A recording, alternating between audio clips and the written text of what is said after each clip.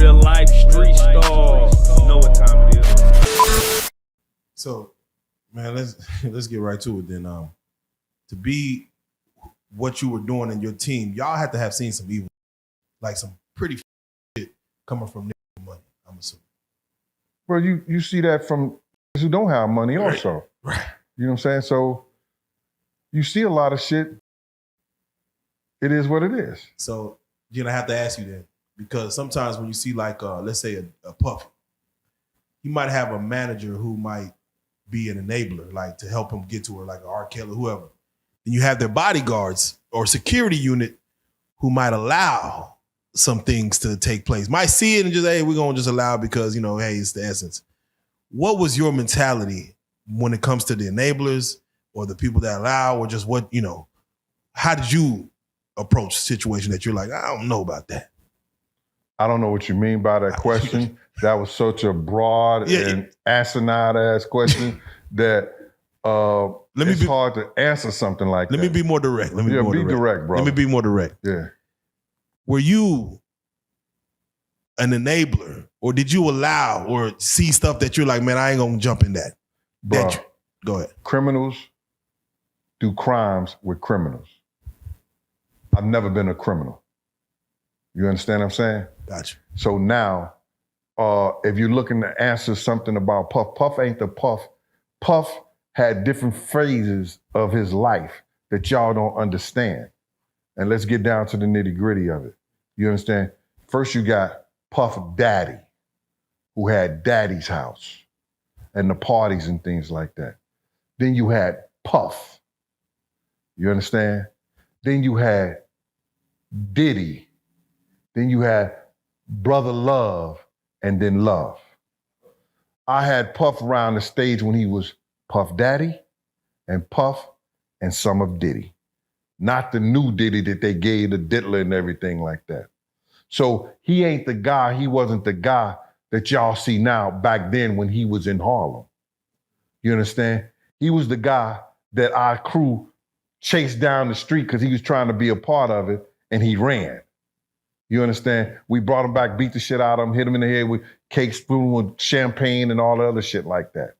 He was wanted to be a part of us. He was the one who used to beg, don't go to the party, please, please, I'm on my way. I'm on my way, so he could walk in the club with us. You understand? So to answer that question, bro, you're not doing nothing that's gonna cost my livelihood. You understand? You're not gonna do anything in front of me to cost my livelihood. You understand? Now, have I seen some shit? I seen a dude come up in the club and blow somebody's head off. I see the smoke running through the crowd trying to get to the lights. You understand? At a New Year's Eve party. So now I see this guy laying on the ground with his head tore down to the white meat. Did I know who did it? No. Did somebody tell me it's about to happen? Yes, they did. Yo, Gene, somebody got a gun in here. No, they didn't. We searched everybody. He came through the back door of the kitchen. You understand? Yeah. Because it was a restaurant that was giving a party. Yeah. The guy came through the back. I run and turn on the light. As soon as I hit the light switch, you see, pow, and the gun smoke. Dude ran. That's the kind of crazy shit we see. Yeah. You see girls having sex in the bathroom. That's crazy shit. You grab them with the guys and you throw them out the club. You understand? Yeah. So it gets like that. Right. I have to ask real quick. Diddy's pops. I saw you. There was you had mentioned that as far as Diddy's pops, his dad was murdered. Yes, sir. Yeah, that I didn't know. Did you know of his pops? I didn't know of his pop. I ain't know jack shit about his pops. I learned from his pops from one of the biggest gangsters in Harlem, New York Freddie. Right? The police said they went to New York Freddie house in Mount Vernon. And he had stacks of $100 bills 6 feet high in the whole basement. That's how much money he had. He was the one who started Russell Simmons. They won't tell y'all this story. He was the one who started Russell Simmons and them into the music business because he had a record label first that Russell Simmons used to work for. So now New York Freddie want to talk to Big Gene. One of his lieutenants back in the day, if you can see his story, his name was Omar. Omar was our OG from 112th Street, 114th Street. They used to come around with us. They used to love the food I used to cook because I'm a hell of a cook. You know what I'm saying? So now Omar said, yo, New York Freddie want to talk to you, Gene. I told him he used to bodyguard Puff because he want to talk to Puff and tell Puff the real story about his father. So I said, yeah, all right. So I'm like, New York Freddie. I knew my history. I knew what New York Freddie was about. So I went and took a meeting with New York Freddie. New York Freddie said to me, he said, yo, man, I've been trying to get in touch with Puff. Russell Simmons, none of them would take my calls. It's all good. He said, I want to tell Puff the true story about his father. And I said, yo, all right, okay, you know, what's up? You're going to listen to those guys. You understand? So New York Freddie said, Puff father sold some drugs to one of their undercover guys.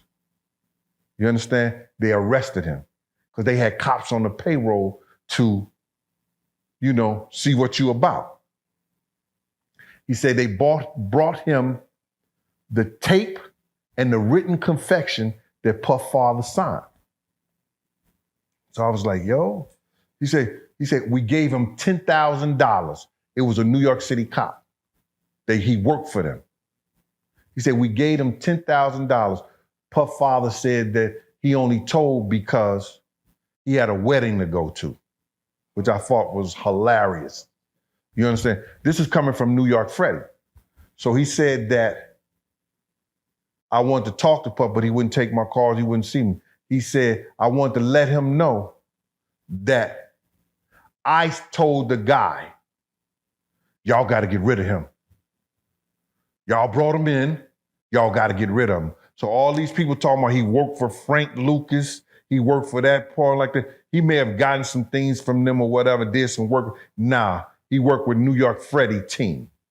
And New York Freddie told the dude to get rid of him. Now, if Puff father was all that big of a gangster and he was all that and everything like that, why is he driving a cab? None of the gangsters in Harlem drove cabs. They drove Cadillacs, Rolls Royce, Mercedes, etc. You understand what I'm saying? So now, Puff father get murked by the dude that brought him in. And New York Freddie said to me, he said, I want to let him know the dude that was crying at the hardest at the funeral, carrying the casket, was the one who killed him. Yeah. So now, this is crazy to me, right? About a month ago, I told that story, right? A young lady, a woman, who was dating Puff father, hit me on, which y'all DM me on the the Instagram.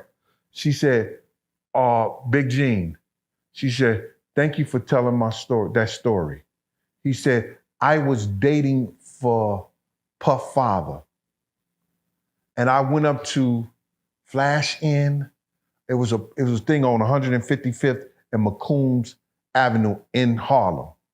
I was waiting for him the next day because he had told me the day before he was killed that to meet him up there. He said, New York Freddie and all they crew was up there laughing and joking, and they knew about Puff father that got killed. So now I knew why they was doing that. Yes, sir. Real nice story. What made you leave Diddy's side? Who said I left his side? You said what made him, you said what made me leave his side? Yeah. Oh, yeah, the whole working for him. Puff, ASAP Ferg father went to Puff, and it's two reasons. He asked Puff to do a favor for him. He was in a certain situation. And I took him up there. I had $10,000 of Puff money in my pocket because we had left North Carolina. He was going somewhere and he didn't want to take the money with him. And this was about 2 weeks later. It was a week before my birthday, like 4 or 5 days before my birthday. D said, yo, I want to go up to the office and talk to Puff. I said, all right, come on, I'll take you up there. So then he went and talked to Puff. He had some designs. he was one of the best designers in Harlem. He had a clothing company on 145th Street. And, yeah, that's A$AP Ferg's father. Yeah, so now, I know they was real heavy into the yeah, he the one designed the Bad Boy logo. Yeah, and he designed the old Uptown Record logo too. You know what I'm saying? So this guy was incredible. The people used to come and steal his designs and mass produce it. He was the one who put all the things. You remember you ever see the patches? The patches and stuff on the jacket, on the arms and stuff. He designed that. He was the one who started the painting of the sneakers. Made a documentary about it, right? Nah, somebody stole his shit and did all like that. He was the one who started. He was the one who was putting Gucci, Louis Vuitton on the cartoon characters and selling the shirts. That was A$AP Ferg's father. So now I take him up to Puff. He got all these designs. He say, Puff, I need this money, man. You know what I'm saying? I ain't gonna tell you the situation, but I'm gonna let you know it was some street shit. Now this is the dude when Puff lost his job at Uptown Records and he couldn't pay his car note. He couldn't pay his rent. He got $3,000 from Mike Cock. You know what I'm saying? And this dude named, they call him Mike Sessions now because he's grown, he older. You know what I'm saying? But he was known as Mike Cock back in the day. He got $3,000 from Mike Cock. D. Ferg gave him money. This new Puff was talking about committing suicide. I said, well, let him. You know what I'm saying? Nigga, that weak, let him. You understand? So then now, he gave this dude a lot of money because he was collecting money from the same gang dudes to make sure Puff could pay his rent, pay his car note, and survive until he got with the butt naked guys, you know, Corey, Wolf, and L. That was a crew called Butt Naked. You know what I'm saying? He got with them. They gave parties, bro. Yeah, I'm just, Yeah. bro. I'm not tripping on. You know, we have some crazy names back here. Like there'd be like in Dallas, it'd be like Smash Head and Pumpkin Boy. It just, the names that like old school or OGs used to have back in the day just. Yeah, it was butt naked, and they logo a booty ain't a booty unless it's butt naked. Amen. All right. Nah, for real. So now he got money, gave Puff and everything like that. He went up and asked Puff for a lazy money like that. Now I could have just gave him that money I had in my pocket because Puff had completely all about it, forgot all about it. Never asked me the 2 weeks he was back in town and nothing like that because I only had Puff on weekends, Friday, Saturday, and Sunday. When I get off work on Friday, you understand, they'll call me, yo, Gene, you got Puff? Yeah, I got him. You understand? Saturdays and Sunday, I have them all day. You understand? Those was my days. So now, D asked him for the money. Puff said, I don't think I could do it. So D left out the office. I said, D, wait here for me outside. I said, you ain't gonna give Puff, you ain't gonna give D that money, dog? He was like, nah. He said, Gene, I can't do it. I can't do it right now. I said, well, here go your 10,000 that you get. He said, 10,000? I said, yeah, you gave it to me 2 weeks ago, nigga.